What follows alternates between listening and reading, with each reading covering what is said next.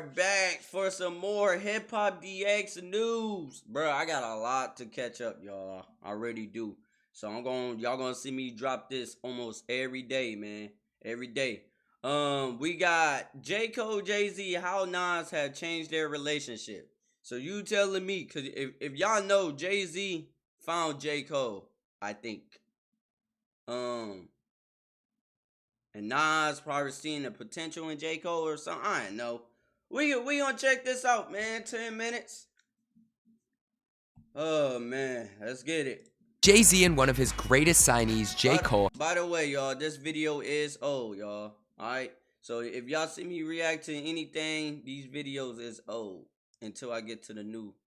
Have seemingly drifted apart since Cole's early days. From the jump, Cole has had no problem expressing a great admiration for Hove. From his interviews to a bunch of his early bars, Cole often referenced his Roc Nation boss. I mean, he even made it his life goal to quote-unquote work for Jay-Z or die trying. And he may not have been close to losing his life, but he was probably close to pneumonia, because here's Cole talking about standing in the rain, waiting for Jay-Z with a mixtape, only to have Jay do this. I'm sitting there with a beat CD, the t-shirt on, and a bottle, just waiting, just praying that Jay is gonna show up. So about 2 hours later, we see this black Phantom turn the corner, and it's kind of like you just feel the energy of Hova, like Hova. So he had a security jump out the truck that was in front of him, go to his car just to open his door. This was this man's job, to hop out of his car to come open up Jay-Z security kind of be dickhead sometimes too. For real? Yeah. Well, I mean, I ain't get to see that night. But so Jay gets out of the car,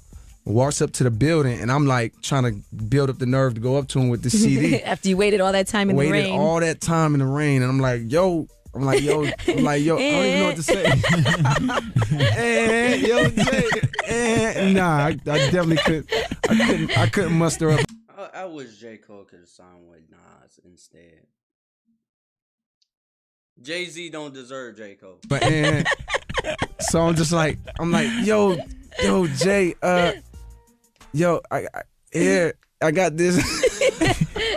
Like, what is this? Like, what is this? I'm like, he said, what is this? He's like, nah, he didn't. I don't even think he said, what is this? He might have looked at it and he was like, I don't want this shit. Oh, not nice. Of course, we all know how the story came full circle, with Cole eventually signing to The Roc, but in this video, we're going to take a closer look at Jay-Z and J. Cole's relationship throughout the years, and here's how it shifted over time. Jay-Z ushered in J. Cole as the next step by featuring him on A Star Is Born, and even had him come out on stage to perform it during his Blueprint 3 tour. He made sure to fully intro Cole every time.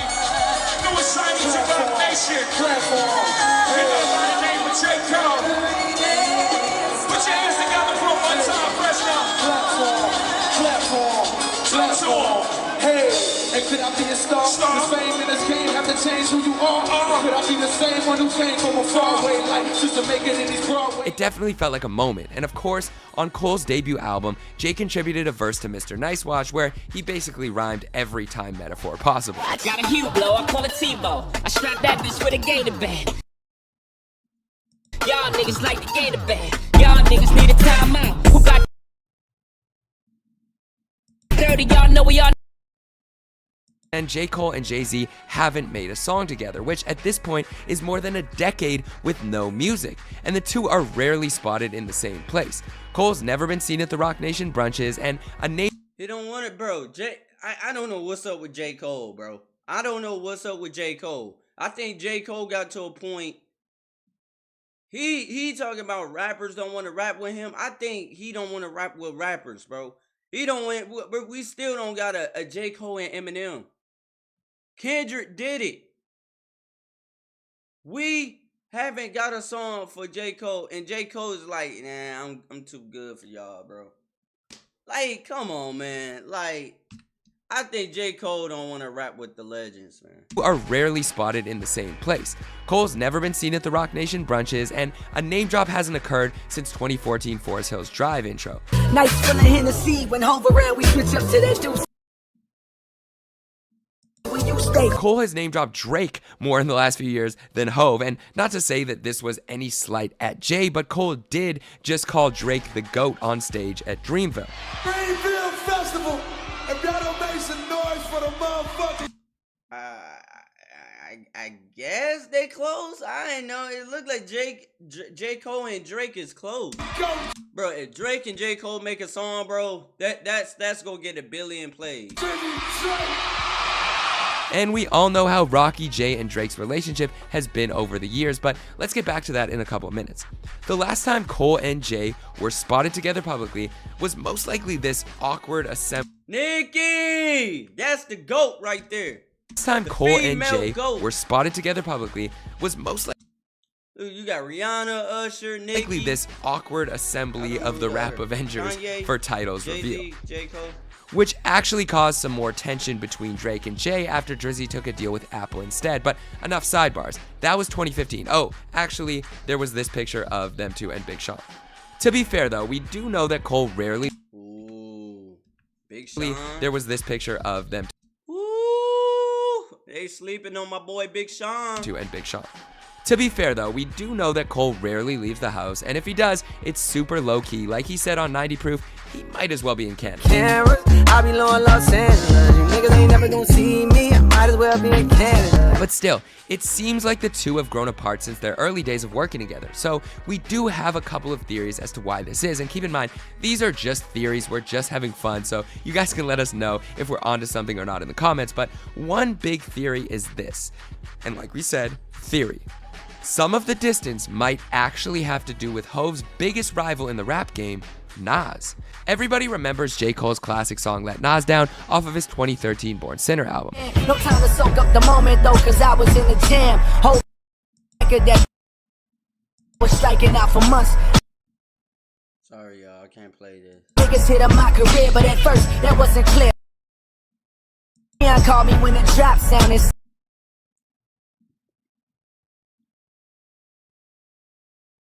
Can't play it, y'all. Sorry. On this song, J. Cole reveals Jay-Z's demand for a hit record after he signed his deal. Jay actually wasn't going to drop Cole's Cole World debut album until there was a certified hit record. I thought Kanye had it.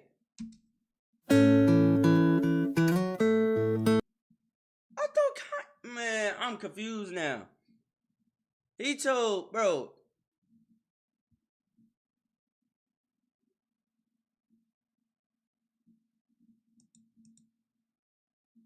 He went on the stage to talk about, Kanye, can you please drop or release my song? I don't know. Keep in mind, the industry was at a different the place other then album. compared to when he dropped 2014 Forest Hills Drive with no promo and still went platinum. At the time, Cole dropped Who Dat, which didn't do the numbers necessary to create a big enough buzz to drop the album. But finally, Cole made the biggest hit of his career at that point in time with the mainstream Kanye-sampled smash, Workout. And while this might have pleased Jay enough to get Cole World a release date, it did not do the same for Nas. In fact, it actually made him feel disappointed in the rapper that he saw as one of the leaders of the new school. Nas thought that Cole was capable of doing much better than that and felt like Workout was him dumbing down his skill set for the masses. Nas ended up hopping on the remix to Let Nas Down and made it a massive moment for hip hop, letting Cole know that Jay-Z, how is you the guy that rap and Nas is like he's smarter than you, bro? That's why I got Nas is better than you, Jay-Z.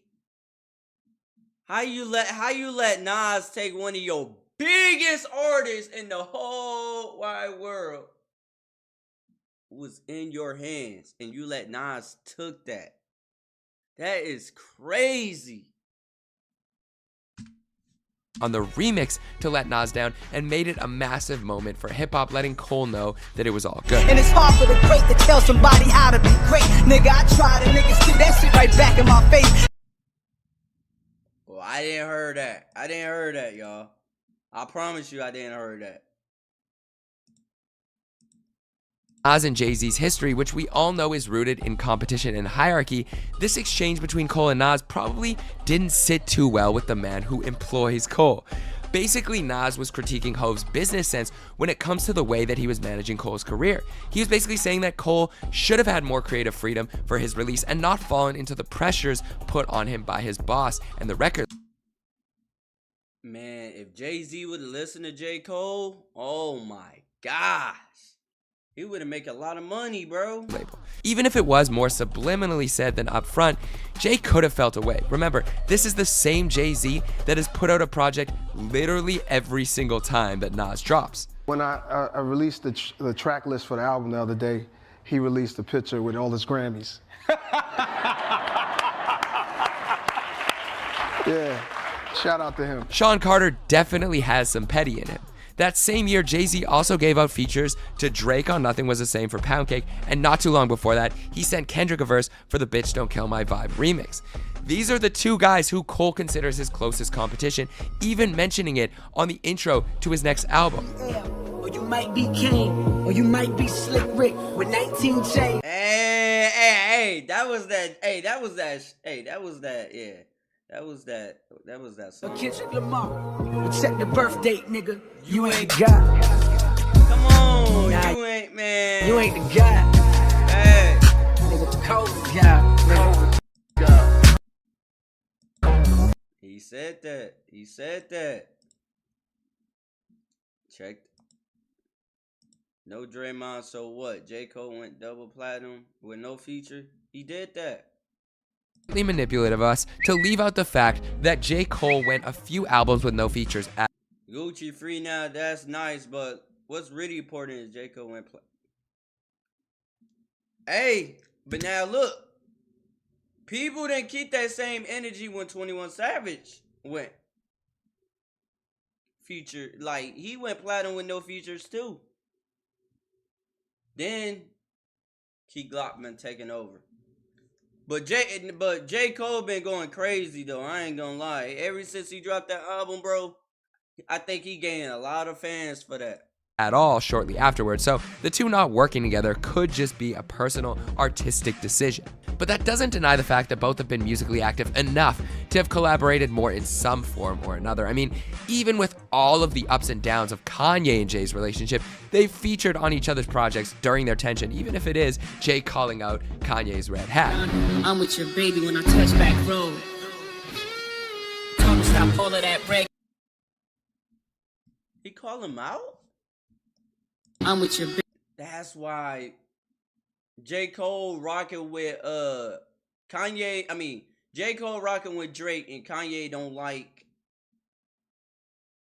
Kanye. And then you got J. Cole ain't really rocking with Jay-Z. Baby when I touch back road. Told me stop all cat, we going home. Not me with all I don't like Kanye either, y'all. I don't like Kanye or Jay-Z. turn foot up, throne. But at the end of the day, this might not be a case of growing apart. It might really be more of two people who were never that close to begin with. Remember, Jay is a multi-billionaire who is married to Beyonce and runs multiple million-dollar businesses. And Cole is a guy who likes to ride his bike around New York and chill at home with his family. So for them to have time to sit in the studio and make music might just not be realistic. Plus, if you listen to Cole talk about signing to The Rock, he had met with Jay a few times, but it doesn't seem like the two were ever working. He never mentioned Jay-Z. Not all the time. He mentioned Drake more than anybody.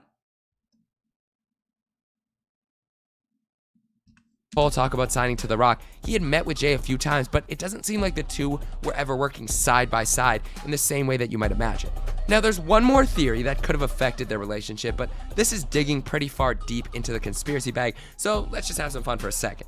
When Jay and Drake were having their back and forth run with little slight disses here and there, Kendrick was actually the one to really come for Drake on the Hard Part 4. He even threw Jay's name in where he said, "Ho, Jay-Z Hall of Fame, sit your punk ass down." Cole actually referenced people wanting him to diss Drake on Middle Child and said this. This watch gave Vince Rizzy, gave me a gift back when the rap game was praying like this. So maybe Cole and Jay did have some conversations about potentially throwing shade Drake's way, but ultimately it seems like Cole sided with his boy Drake, and the two have been showing extreme love to each other on stage and social media ever since, even in lyrical references. But either way, there's no denying that the partnership between... So that's why Drake and Kendrick not cool? Like, I don't know, man. I'm still confused. Kendrick and Drake beef. Even in lyrical references. But either way, there's no denying that the partnership between Hove and Cole changed music forever, and we're just glad that they ended up producing great music. But what do you think? Do these theories hold up? Is this all conspiracy theory? Does the Nas thing have something to do with it? Does the Drake thing have something to do with it? Who knows? You let us know. Or maybe Cole just ain't fucking with Jay-Z. I ain't know, man. I think Nas might have something to do with it, just a little bit. Drake ain't got nothing to do with it, because Drake did beefing with Jay-Z, and Jay-Z was on his Lover Boy album. He was on there again, so then he was on Kanye. I ain't know what Jay-Z was. I ain't know. I forgot what Jay-Z was talking about, but hey, man, that's it for that deep dive, man. I'm out.